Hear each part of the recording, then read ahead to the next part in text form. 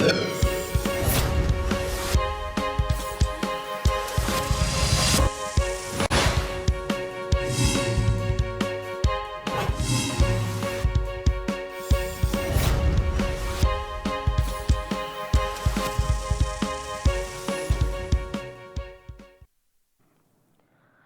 जन उत्तराखंड बुलेटिन की शुरुआत करेंगे, लेकिन उससे पहले एक नजर हेडलाइंस पर। कांग्रेस की संकल्प परिवर्तन यात्रा चली। अब 8 अगस्त से होगा दूसरा चरण। हल्द्वानी से होगा आगाज। मल्लिकार्जुन खड़गे होंगे शामिल।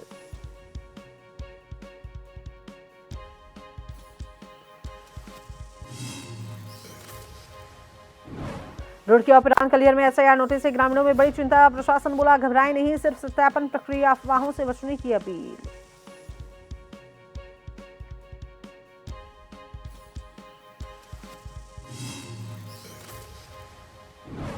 एक्शन मोड में दिखे Champawat DM Manish Kumar. Highway, roadway, city centre और निर्माण कार्यों का किया औचक निरीक्षण। लापरवाही पर अधिकारियों को लगाई फटकार।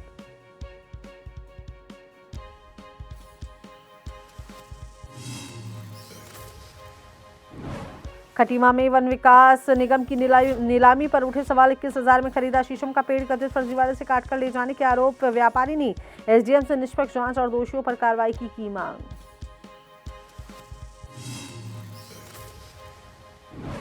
उत्तराखंड के सभी जिलों में बारिश की संभावना। उत्तरकाशी में लैंडस्लाइड। बद्रीनाथ हाईवे धंसा। 7 अगस्त तक मौसम खराब।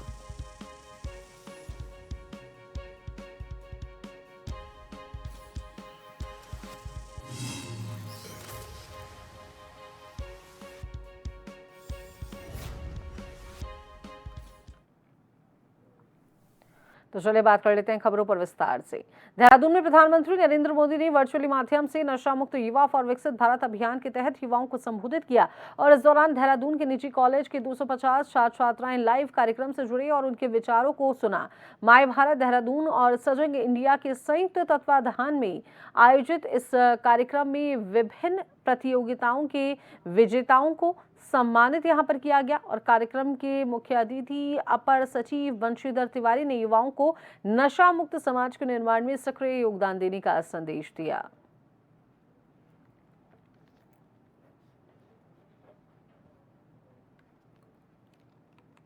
बहुत ही महत्वपूर्ण मुद्दा है और आज माननीय प्रधानमंत्री जी के द्वारा राष्ट्रीय स्तर पर जो अभियान का शुरुआत किया गया है नशा मुक्ति के संबंध में, नशा मुक्त विकसित भारत संकल्प अभियान, एक बहुत ही महत्वपूर्ण अभियान है और आने वाले 100 सप्ताह तक लगातार इसमें सरकार के स्तर पर भी और निजी संगठनों के माध्यम से भी और जो एनजीओज हैं, जो धार्मिक संगठन, उनके माध्यम से भी लगातार अभियान चलाया जाएगा पूरे सप्ताह और हर रविवार को एक बड़े कार्यक्रम का इसमें आयोजन।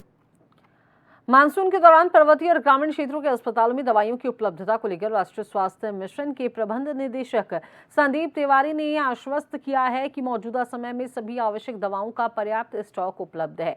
उन्होंने ये बताया है कि पर्वतीय जिलों में रास्ता अवरुद्ध होने जैसी समस्याओं से निपटने के लिए कंटीजेंसी मैकेनिज्म लागू किया गया है और इसी के तहत सड़क बंद होने की स्थिति में दोनों तरफ वाहनों के माध्यम से दवाओं का परिवहन किया जा रहा है और इसके अलावा महानिदेशक डीजी कार्यालय के स्तर पर स्पष्ट निर्देश दिए गए हैं कि यदि आवश्यकता पड़ी तो श्रमिकों के माध्यम से भी पैदल मार्ग से अस्पतालों तक दवाएं और स्वास्थ्य उपकरण पहुंचाए जाएंगे ताकि मरीजों को किसी प्रकार की कोई परेशानी ना हो।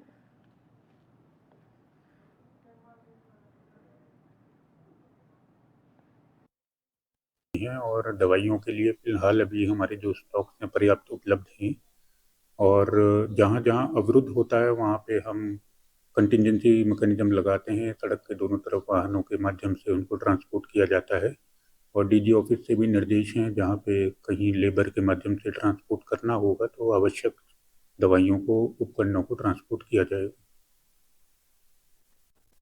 देहरादून में महानगर कांग्रेस कमेटी ने विशेष गहन पुनरीक्षण अभियान में पारदर्शिता सुनिश्चित करने की मांग को लेकर जिला निर्वाचन अधिकारी आशीष चौहान को ज्ञापन सौंपा है। महानगर अध्यक्ष डॉक्टर जसविंदर सिंह गोगी के नेतृत्व में दिए गए ज्ञापन में नोटिस प्राप्त मतदाताओं की विधानसभावार और मतदान केंद्रवार सूची सार्वजनिक करने और दस्तावेज जमा करने की समय सीमा बढ़ाने की यहां पर मांग की गई है। कांग्रेस का ये कहना है कि बड़ी संख्या में मतदाताओं को नोटिस जारी किए गए हैं और कम समय मिलने के कारण कई लोग आवश्यक दस्तावेज दस्तावेज समय पर जमा नहीं कर पा रहे हैं। पार्टी ने प्रशासन से प्रत्येक पात्र मतदाता के मताधिकार की रक्षा सुनिश्चित करने और निष्पक्ष और पारदर्शी निर्वाचन प्रक्रिया के हित में सकारात्मक निर्णय लेने की अपील की।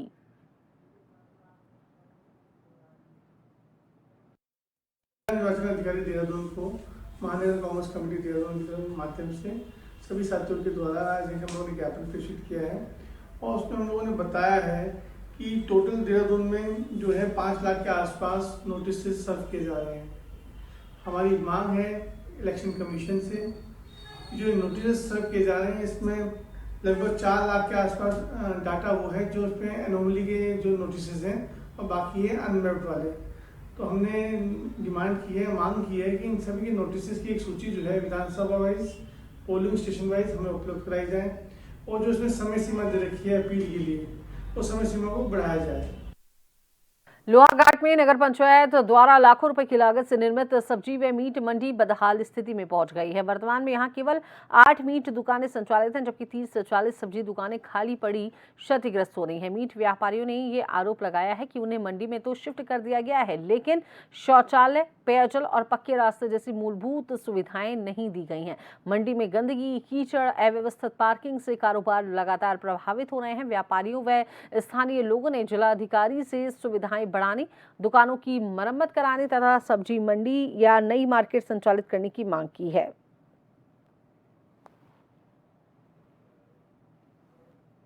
सबसे पहले जो बारिश होती है, बारिश में दिक्कत आती है कि कीचड़ पे कई लोग रपट जाते हैं।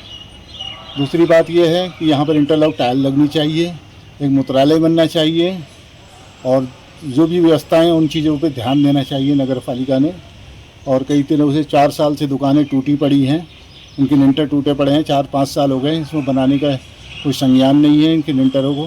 किसी टाइम कोई अगर नीचे बैठे तो पत्थर गिर के अगर कोई किसी दुर्घटना का सामना हो सकता है। और नीचे रोड पे आने पे जहाँ से रास्ता बना है रोडवेज के सामने, वहाँ पर वो एंगल पड़े हुए हैं, जो जाली पड़ी है वो बेकार है, ढप कर रही है, वो उसको दुरुस्त करने के लिए भी कहा गया है। बाकी ये है कि यहाँ पर कोई स्टैंड बना दिया गया है, गाड़ियाँ बेताजमी गाड़ियाँ दुकानों के आगे लग जाती हैं और कोई कुछ कहते हैं तो उसको गालियाँ देते हैं कि तुम्हारा थोड़ी है, सरकारी है ये। देहरादून की सहसपुर पुलिस ने गुम हुए मोबाइल फोन तलाशने में बड़ी सफलता हासिल की है। भारत सरकार के CEIR पोर्टल की मदद से पुलिस ने करीब 3,40,000 रुपए की कीमत के 15 गुम मोबाइल फोन्स को बरामद कर उनके वास्तविक स्वामियों को उन्हें सुपुर्द किया। वरिष्ठ पुलिस अधीक्षक के निर्देश पर सहसपुर पुलिस लगातार CEIR पोर्टल के माध्यम से गुम मोबाइलों की लगातार ट्रेसिंग कर रही है और पुलिस के अनुसार मोबाइल गुम होने की शिकायत मिलते ही उसे तत्काल पोर्टल पर दर्ज कर ट्रैकिंग की प्रक्रिया शुरू कर दी जाती है। और इसी अभियान के तहत विभिन्न कंपनियों के 15 मोबाइल बरामद कर लिए गए हैं और शुक्रवार को उनके मालिकों को उन्हें सुपुर्द कर दिया गया है।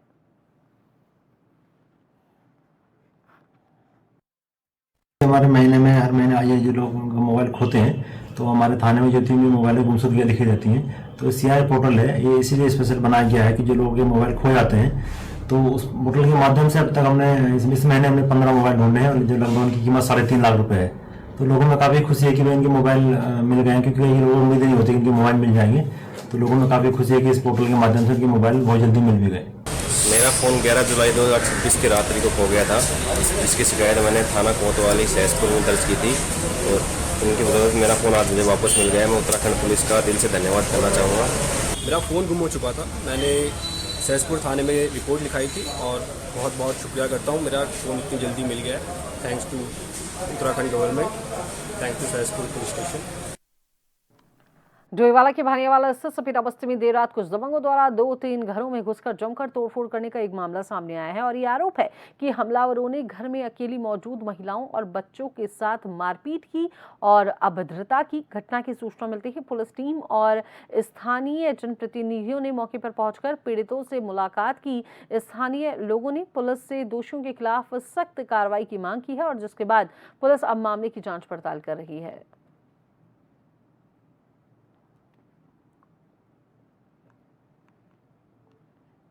वाले की ना डेथ हो गई थी, वहाँ पे मम्मी पापा जा रखे थे और हमें अकेले देख के ना तो क्या है कि बच्चे मतलब वो ना कभी तो उन्होंने ना शराब पिलाकर ना मतलब लोगों को 50 बंदे थे, मतलब लेडीज भी थी और जेंट्स भी थे, और हमारे साथ मारपीट करी है, हमारे कपड़े फाड़े हैं, हमारे क्या तो मेरे मम्मी पापा ने इतनी प्यार से सामान दे रखा था।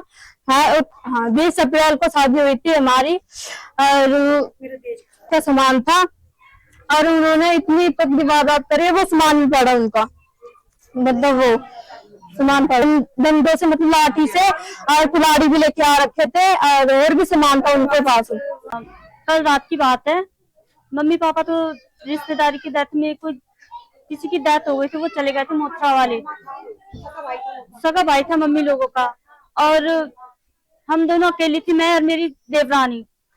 9 बजे के करीब इन्होंने वारदात करी, कभी लोगों के परिवार ने, और उन्होंने शराब पिला के उन्होंने तब तोड़ फोड़ करी घर में। देखिए, जो सपेरा बस्ती है ना, वार्ड नंबर 10 भानेला मेरे क्षेत्र में आती है, और इनका बहुत समय से विवाद चल रहा है। एक जुगनू है मोथरे वाले का, और यहाँ पे जो लड़की है, इसकी कवित की बहन, कवित है उसकी बहन है, उसके 4 बच्चे हैं। तो जुगनू ने क्या किया, उसको छोड़ दिया, मतलब छोटे छोटे बच्चे हैं, और वो दूसरी उसने शादी की है, मतलब लड़की भगा के लेके आ रखा। तो इनका बहुत समय से वाद विवाद चला था। तो मैंने कहा इनको आपस में बैठ के तुम इसको सॉल्व कर लो, क्योंकि इनके पंचायत मानते हैं, अपने यहाँ पंचायतों को मानते हैं। तो इस तरह से इनका बहुत पहले से बात चल रहा। तो मोथरा चौकी में भी इन्होंने कई बार रिपोर्ट करी कि भाई या तो ये हम लड़की बच्चों को रख ले, इसको छोड़ा तो उसका खर्चा तो बच्चों को खर्चा दे। तो उसमें उनकी सहमति नहीं बन पाई। तो इसका निराकरण यही होगा कि इन्हें चौकी बुलाया जाए। तो कोतवाल साहब से मैं बात करूंगा। मैंने वहाँ के प्रधान से, मोथरा के प्रधान से बात की है, जो वहाँ प्रधान है, एक रैनी कुमार, और एक वहाँ का जो उनका प्रभावी जो व्यक्ति है जिसकी बात ही मानते हैं, संजय, उनसे भी कहा। उन्होंने कहा कि ठीक है, हम आपको सपोर्ट करेंगे, हम इनको बुला के कुछ लोगों को ला के इनका समझौता कराएंगे। और वो तो चले, वक्त चला है एक छोटी सी ब्रेक का।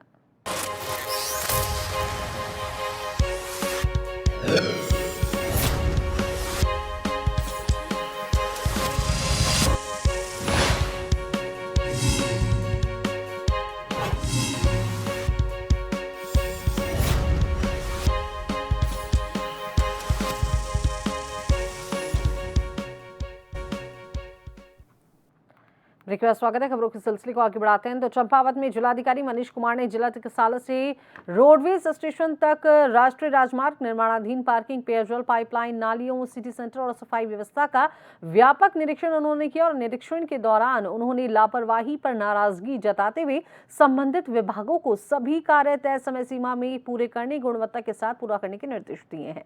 निरीक्षण के दौरान उन्होंने अंग्रेजी शराब की दुकान का भी निरीक्षण किया और संचालक को सख्त हिदायत दी है कि दुकान के आसपास किसी भी व्यक्ति को शराब का सेवन ना करने दिया जाए। और इसके बाद रोडवेज के लिए प्रस्तावित सिटी सेंटर का निरीक्षण करते हुए निर्माण कार्य समय सीमा में पूरा करने के निर्देश उन्होंने दिए हैं। जिलाधिकारी ने कहा है कि जनहित से जुड़े कार्यों में किसी भी तरीके की लापरवाही बर्दाश्त नहीं की जाएगी।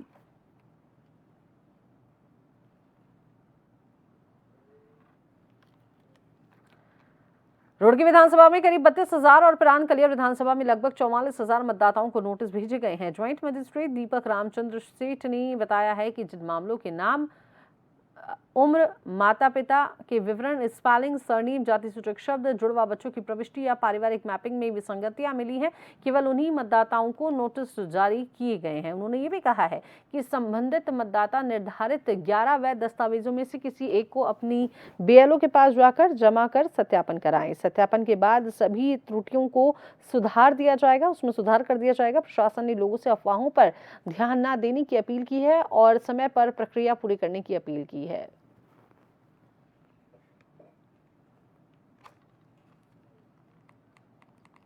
भी अवगत है, हमारा SIR चल रहा है। उसमें से पहला चरण था एनुमरेशन फेज, कहाँ पर हमारे सभी मतदाताओं से हमने फॉर्म भरा दिया था। तो उसके बेसिस पर हमने फॉर्म डिजिटाइज करने के बाद उसमें 2 तरीके से नोटिस, सभी करीबन हमारे रुड़की में 30% एनोमलीज प्लस 5% ये करीबन 35%, कई जगह पे 40% लोगों को नोटिस BLO के द्वारा वितरित की गया है। उसमें 2 तरीके हैं। एक तो किस किस को 2003 का सूची नहीं मिला था, उनको 11 दस्तावेज में से एक दस्तावेज AERO द्वारा डिसाइडेड डेट पे अपना दस्तावेज के साथ इनके सामने प्रस्तुत करना पड़ेगा। उसमें 11 दस्तावेज में आपका पासपोर्ट, मैट्रिकुलेशन सर्टिफिकेट है, बर्थ सर्टिफिकेट है, राशन कार्ड, पासपोर्ट है, कास्ट सर्टिफिकेट है, और आपका परिवार रजिस्टर का नकल है। ऐसा कई चीज़ें हैं। 11 दस्तावेज में से कोई एक दस्तावेज अपना आय अनुसार देना पड़ेगा अपने AERO को।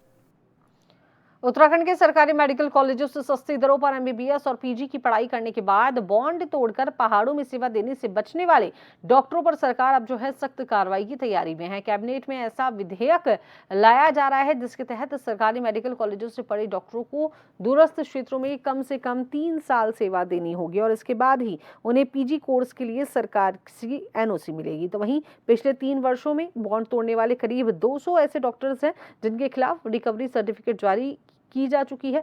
पर्वतीय और दुर्गम क्षेत्रों में डॉक्टर की भारी कमी के बीच बॉन्ड तोड़कर गायब होने वाले डॉक्टर सरकार के लिए बड़ी चुनौती बन गए हैं। हमारे प्रदेश में जो बच्चे हैं MBBS वाले डॉक्टर्स भी आते हैं, तो पहले तो हमारे वहाँ जो है ज्वाइनिंग करेंगे, फिर PG के लिए चले जाते हैं। धरातल में तो हमारे जो है वो शॉर्टेज रहती ही रहती है और पेपरों में वो डॉक्टर हमारे रहते हैं क्योंकि वो यहाँ से हाफ पे लेते हैं, तो पेपर में वो ऑन रिकॉर्ड में रहेंगे कि यहाँ डॉक्टर हैं, लेकिन वैसे वो नहीं रहे, मतलब PG करने चले जाते हैं। एक तो प्रॉब्लम हमारे साथ ये आ रही है। अच्छा, दूसरा क्या है कि अगर डॉक्टर करता है तो कुछ लोग ऐसे हैं कि वो एब्सेंट, लंबे समय तक एब्सेंट होते हैं और उनकी सूचना हम जिलों वार हर महीने वैसे कहते हैं कि हमें सूचना दें, तो जिलों से जो 3 महीने से ज़्यादा है या कोई अगर किसी ने ऐसा कोई मेडिकल वगैरह या नहीं लिया है, कोई छुट्टी नहीं लिया है और बिना बताए एब्सकॉन्ड हो गया, तो उसकी सूचना हम लोग लेते हैं। और काफ़ी हम लोगों ने इधर जो है 70 के अराउंड जो है RC काटी है अभी कुछ समय पहले, उससे पहले भी 50-60 की जो है RC कट चुकी है, हालांकि काफ़ी लोग कोर्ट में भी इसमें गए हैं। तो ये प्रावधान है हमारे 2021 की पॉलिसी है। लालकुआ के परमा गांव में उस समय हड़कंप मच गया जब एक ग्रामीण ने अपने घर की अंडरग्राउंड पानी की टंकी का ढक्कन खोला तो उसमें 5 जहरीले सांप दिखाई दिए। सूचना मिलते ही वन विभाग की जो टीम है मौके पर रेस्क्यू करने पहुंची। सभी सांपों को सुरक्षित बाहर निकालकर उनके प्राकृतिक आवास में उन्हें छोड़ दिया गया। हल्दूचौड़ के परमा गांव निवासी शनिवार को अपने घर के अंडरग्राउंड पानी की टंकी की जो है सफाई करने पहुंचे थे। जैसे ही उन्होंने टंकी का ढक्कन खोला, अंदर का नजारा देखकर उनके होश उड़ गए। टंकी के पानी में एक बड़ा जहरीला सांप और उसके 4 बच्चे तैरते हुए दिखाई दिए।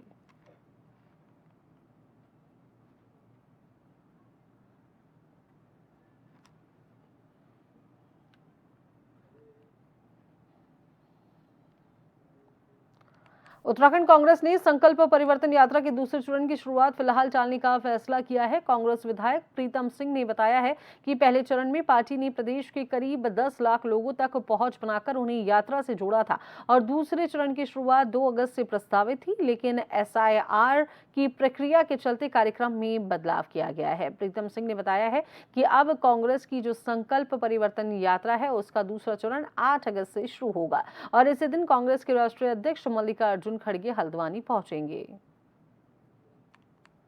इसके अंदर संकल्प परिवर्तन यात्रा संचालित की।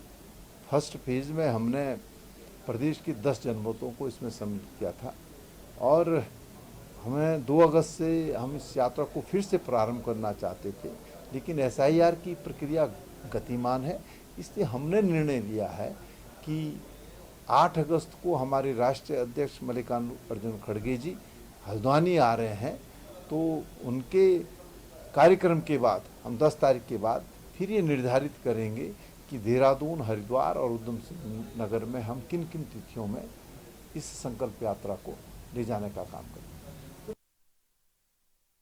रुड़की के नारसन बॉर्डर से कावड़ मेले के दौरान शिव भक्तों की सुरक्षा को देखते हुए पुलिस पूरी तरीके से अलर्ट मोड में है। पुलिस ने 12 फीट ऊंची कावड़ और DJ वाहनों को रोककर उनके संचालकों को आवश्यक सुरक्षा निर्देश दिए हैं। सुरक्षा मानकों का पालन न होने के कारण इन DJ वाहनों को नारसन बॉर्डर से ही वापस लौटा दिया गया। पुलिस का ये कहना है कि ये जो कार्रवाई है केवल श्रद्धालुओं की सुरक्षा सुनिश्चित करने के उद्देश्य से और कावड़ यात्रा को सुरक्षित एवं व्यवस्थित ढंग से संपन्न कराने के उद्देश्य से की जा रही है ताकि किसी भी शिव भक्त के साथ कोई अप्रिय हादसा न हो।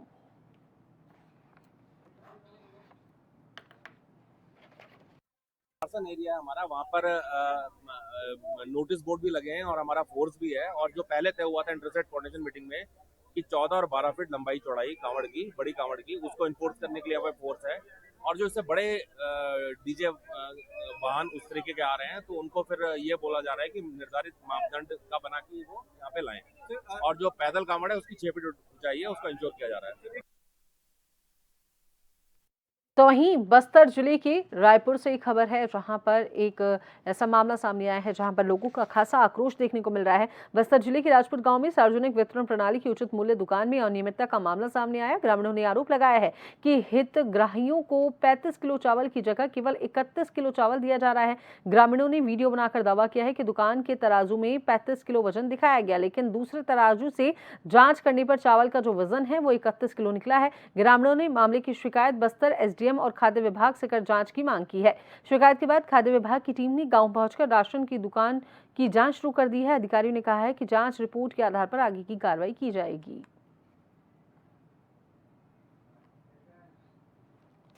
देखिए सर, हमको क्या है, एक मंडल मंत्री के होने के नाते और ग्राम पंचायत राजपुर के वार्ड पंच होने के नाते एक जनता का जिम्मेदार रहता है। और यह जो महत्वाकांक्षी योजना है भारत सरकार के प्रधानमंत्री माननीय नरेंद्र मोदी और विष्णुदेव छत्तीसगढ़ के मुख्यमंत्री विष्णुदेव साय जी के सुशासन योजना के तहत यह महत्वाकांक्षी योजना है। और इसमें गरीबों के ऊपर प्रत्येक राशन कार्ड के ऊपर 3.5 किलो डाका डालना यह उचित बात नहीं है। मैंने संचालक को मैं समझाया भी इस बात को, आपके द्वारा मैं खुद ले गया चावल और इनको समझाया मेरे यहाँ कहाँ चावल कम है, और पब्लिक भी शिकायत की है। इस बात को लेकर मैं इनको समझाया, लेकिन मेरा बात को पूरा अवहेलना किया था। तो चलिए अब एक नजर हेडलाइंस पर। कांग्रेस की संकल्प परिवर्तन यात्रा टली। अब 8 अगस्त से होगा दूसरा चरण, हल्द्वानी से होगा आगाज। मल्लिका अर्जुन खड़गे होंगे शामिल।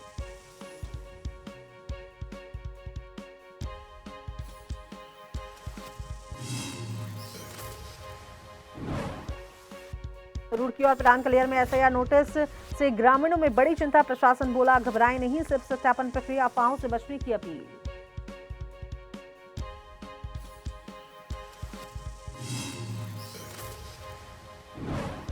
एक्शन मोड में दिखे Champawat DM Manish Kumar. Highway, roadways, city centre और निर्माण कार्यों का किया औचक निरीक्षण। लापरवाहियों पर अधिकारियों को लगाई फटकार।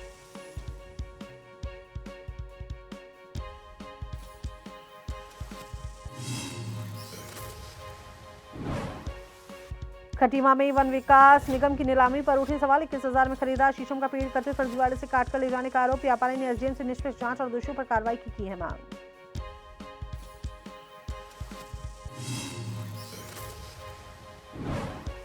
उत्तराखंड के सभी जिलों में बारिश की संभावना। उत्तरकाशी में लैंडस्लाइड, बद्रीनाथ हाईवे धंसा। 7 अगस्त तक मौसम खराब।